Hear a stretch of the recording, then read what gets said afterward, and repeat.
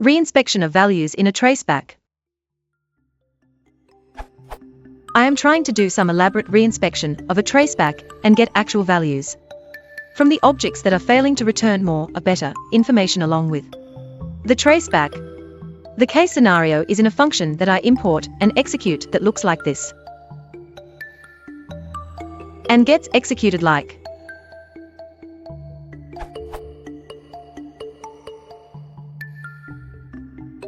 when the assertion error gets raised. If I try to evaluate the line where the exception is raised, I am, of course, unable to tell what a or B's name error gets raised immediately, because I am lacking the context of the code.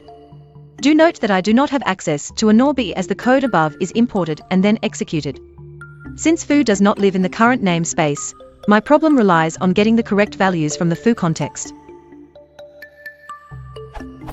What would be the right approach to be able to tell what A and B are so that Y can safely say something like A is true and B is false?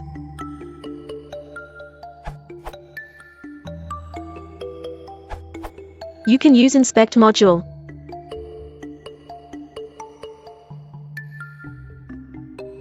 See this URL.